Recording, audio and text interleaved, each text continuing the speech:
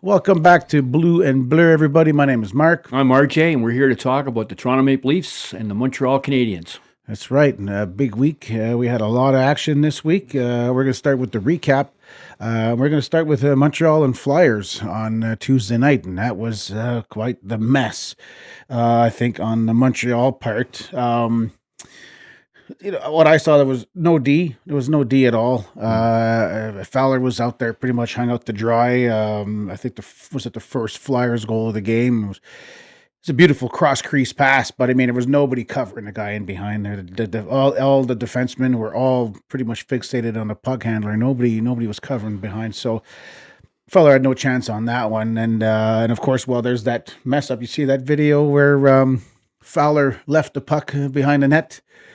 And Flyers picked it up and scored on him right away. It's like this. There was just no communication, and I think that's big reason that there was no communication. I think Matheson wasn't on the ice, right? Like Matheson was injured. He's out. So there was a lot of rookie defensemen. Well, he's going to play. He's going to play 60 minutes. Oh, yeah, exactly. But I mean, him not being on the team to lead them, I guess, is something. I got you. But but you could tell it was a rookie mistake. I mean, the kid's 21; it's his third game in NHL. I mean, the goalie's bound to make a mistake. But maybe he's not the guy that he should have started against Pittsburgh. Maybe he's not going to be that. Maybe, but I'd say he's not the next one. I'd say it's over on the D though, because usually when the goalie gets the puck behind the net, he gets told by the defensemen that are back checking to either, throw it over or back or leave it, right? And I don't think there was any communication there, so he left it and he kind of like pooched himself. So again, it was back-to-back goals. The first period was like that. There was like Montreal scored and Philly scored right away and like tied it up. So it's just like, to me, it seems like we can never get momentum after one goal that we could get another one right away. We always we'll score a goal and then the other team will come in within a minute and score a goal to tie it up or to reduce the lead. And it's been consistently all year like that. The Leafs back in the day, the Freddie Anderson problem, we call it. He used to let a softie in right after we scored a big one. Yeah. I did see a really smart play by Anderson. No, he took out Zegras out on the power play in the third.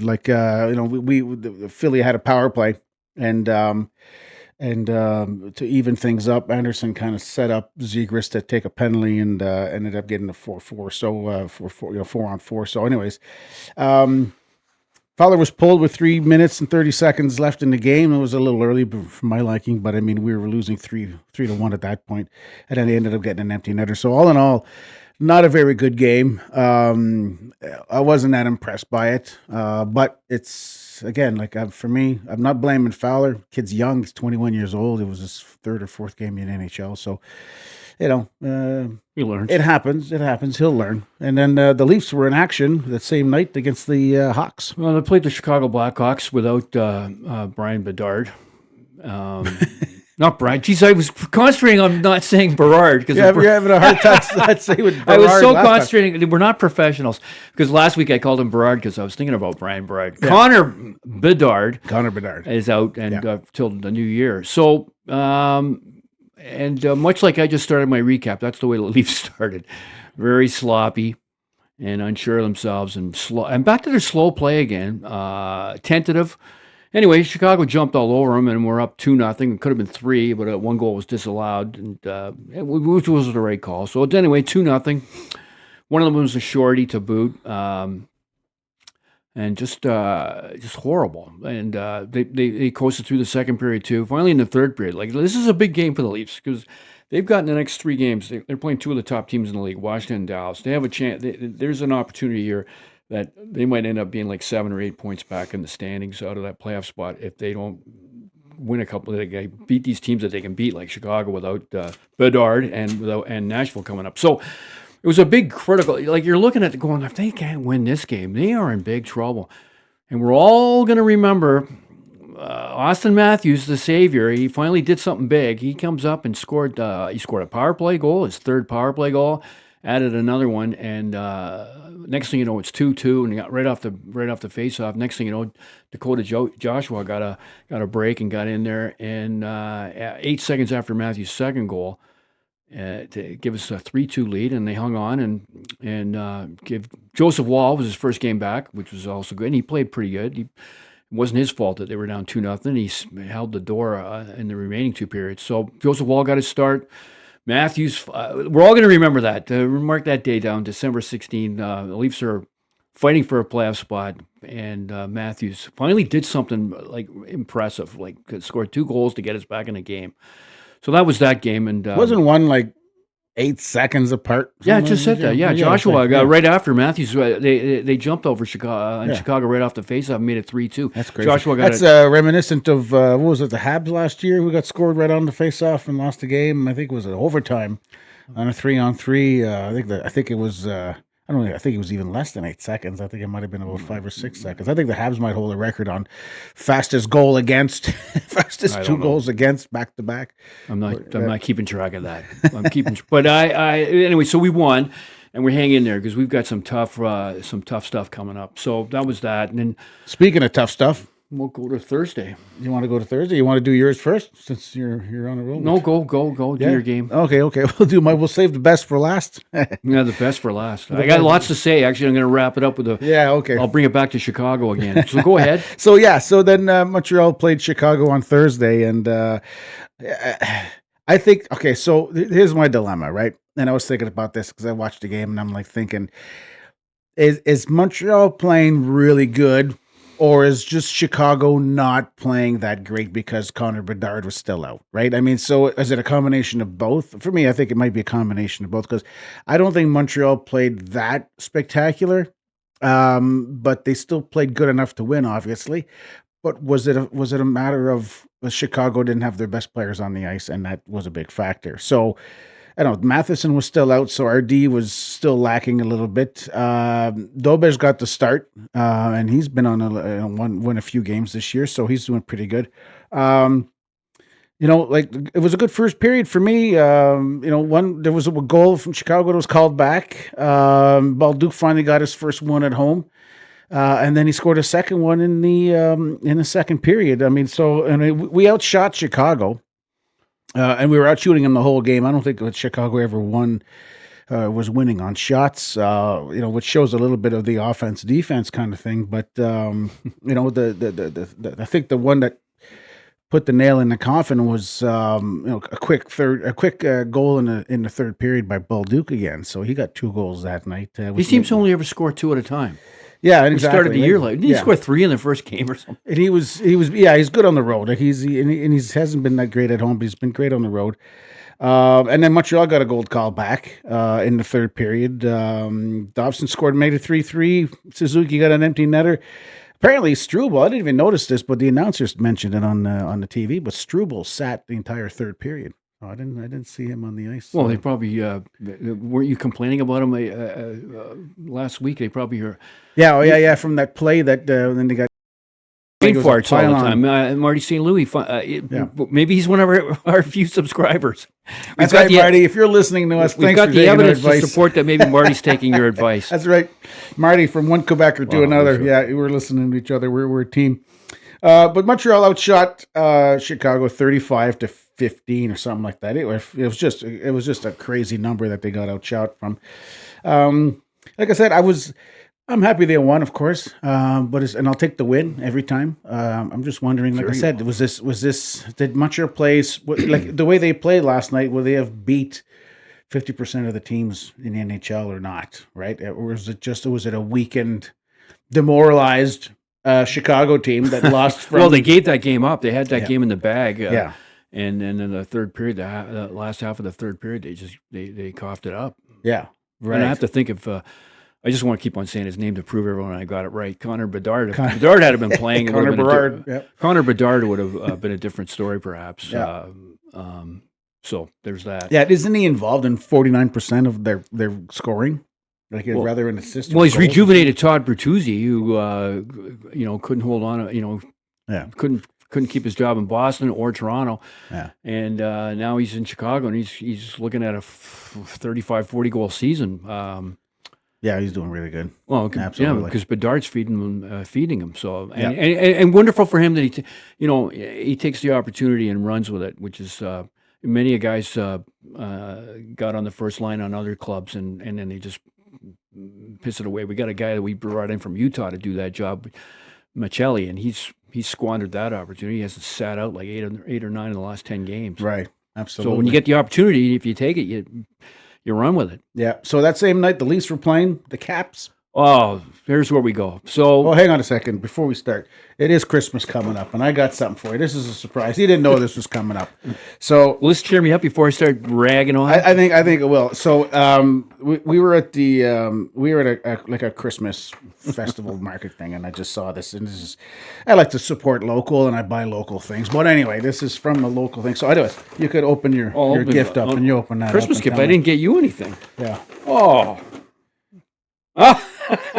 It's a Toronto Maple Leaf crying towel. It's a Christmas crying towel. You could hold that up a little further, so people could see that right That's there. Yeah, wonderful, see? wonderful. So anytime the Leafs lose, you could put that around your neck and just wipe up the tears. Well, it's perfect time for it because, boy, I was crying last night. I'll admit it. I flipped over to the Rams and Seahawks battle for first overall in the NFC, and that was one of the greatest Thursday night games I've ever seen. Not that we're here to talk about football, but that was a wonderful football game with a crazy ending. But I did, keep on flipping back to my guys, and I was not rewarded for any flipbacks. Hildeby played okay. It's not his fault, especially in the second period. They peppered him, and he made some good saves. And Leafs lose 4-0. And not only Hildeby stopped 25, I think, and Washington hit some crossbars and a couple of posts. So it could have easily been 7-0, quite frangly. Yeah. And Hildeby is the only reason it isn't, right? And 0 for 5 on the power play. Again, the power play, 'cause, if they got a power play goal earlier on when it was still 1-0 or 2-1, maybe that puts Washington back on its heels. And, you got the coach in Washington, Spencer Carberry, was an assistant coach here, and maybe they should not have let that guy go. Because I look at that Washington roster, and I don't see it's that great a roster. I mean, they got guys, Carlson, obviously Ovechkin up front. They've rejuvenated their resurrected Dylan Strome's career. Tom Wilson obviously is a unicorn. So, yeah, they got a thing, and Logan Thompson's playing real. Okay, I'm making the argument maybe Spencer's not doing all that much. But it just seems like he's a really good coach. So, anyway, I thought I'd mention that, too. That's another thing. When you're watching that game, you watch him. But the Leafs 0 for 5. I mean, I don't know. There's going to have to be some changes there. Mark Savard, the power play coach, obviously not getting through. Or maybe they just throw the book out and take those first liners off the power play and just start putting the third liners out there. I know that sounds crazy, but I really don't know what they can do. But it was a flat game. So I want to finish with this. I'm going to start by rolling back to the Chicago game. I watched the pregame of that game, and Berube's interviewed in the pregame, and he goes, "Well, they ask him, what are you looking for?" "Well, I'm looking for a good start. I'm looking for us to come out with a big jump and really play hard enough. We got to show it's our building." And we got to really, really show them. We got to come up with a lot of jump. I forget whatever phrase he used. Of course, they were flatter. They were flatter than what. And then after the Washington game, Rams and Seahawks are in a timeout, so I managed to flip back over, and there's Matthews being interviewed about the state of the game, what happened, and he's talking about, we're not executing. Our work ethic's there, but we're not executing, and all the lines aren't pulling together. It's like we're not all come out. We don't all come out at the same time, and we've heard this stuff. Berube was basically, holding up a script written by Sheldon Keefe, and Matthews was holding up his one of his post-game playoff defeats against Boston press conference. I mean, we've heard it. You're not on the same boat. You're not pulling your oars. You're not, but nothing changes. Nothing changes. It's just over the boards again, and you can tell I'm mad. Nylander, I mean, he was a ghost out there on one of the goals. I mean, in the Chicago game and in the Washington game. I mean, I don't know. And then Nylander, what's his face? Berube's yelling at them in the Chicago game, and he holds up his finger. Apparently, there was reporting. He said, "You've only got one shot in the first 10 minutes." Yeah. And they just look at him. Did they go out and play harder the next 5 minutes and get 6 shots on net? No, they didn't. And here we are. Yep. This crying towel could never be more of an appropriate moment to come here. I'm sorry. I bleed the blue, but I gotta call a spade a spade, and they're a spade. There's spades. Yeah. They're just not doing it, and they're not going to. Sorry, folks, we got technical difficulty with my phone going on. And well, I'm probably setting it off with my earthquake here. But, we're going to get to this thing all. Tree Living. I got to go after him next. And anyway, that's all I got to say about it. It's going to be tough. Yeah, well, we could talk about that in the next little video we're going to be putting together here. But so anyways, for now, let's just go with a little forecast of what's coming up before the holidays. Listen, this weekend, Montreal's playing the Penguins Saturday and Sunday. Yeah, true back-to-back. Yeah, back-to-back. Montreal and then over to Pittsburgh. Yeah. Are they going to be on a sleeper train together like the old days? Oh, I don't know. They would see if there's a brawl in the a brawl in the train car. We could maybe do that. Let that make that happen. It'd be great for big good story anyway. And then the Leafs are playing also this weekend. Well, they got the Predators of Nashville. By the way, can I say something? That's a terrible team name. Predators has I don't know. Maybe Nashville's going to get named in the Epstein files, if you know what I mean. I'm serious. I think that's a terrible name. What did they have a contest for that? I mean, anyway, I go on. Yeah, Nashville's is 15th right now, and then they go with Dallas on yeah. Sunday, and and Dallas, of course, is second best team in the West. So and big heavy team too. And just to show you the difference right now, the Predators have a minus 22 goal differential, and the Dallas Stars got a plus 27. Yeah, so we got to win on Saturday because we're probably going to lose on Sunday, and we're in a precarious spot, 14th place, only 4 points out of the playoff spot with a game in hand. But I'm telling you, I keep on saying, the math ain't going to math one of these days. They're going to get back there. If they keep playing like this, they're going to end up being like 7-8 points back.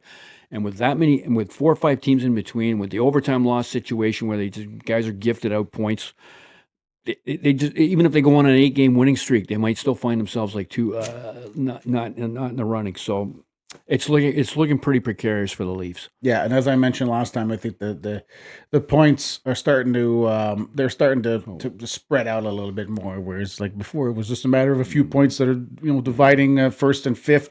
Now it's starting to spread out a little bit. Anyway. But with our, I guess with Christmas next week, we're not going to be doing a recap of these lovely weekend games. So we're going to be. Each team has about 3 or 4 more. We'll probably play 2 or 3 games. Yeah, there's more games on Tuesday, on Friday, on Sunday, and so we're looking at about 5 games. So we'll be doing an overall overview, and I think probably we'll know a lot about these 2 clubs by then. Montreal might be, hopefully for you, cemented themselves in it. Right now they're in 6th, and we might have bad news about the Leafs by the end of next week. These next 5 games could show them up to be. Well, if they don't find their game, then absolutely, the season will almost be a write-off. So yeah, we're not that far away from halfway through the season here. I cannot wait for my write-off speech.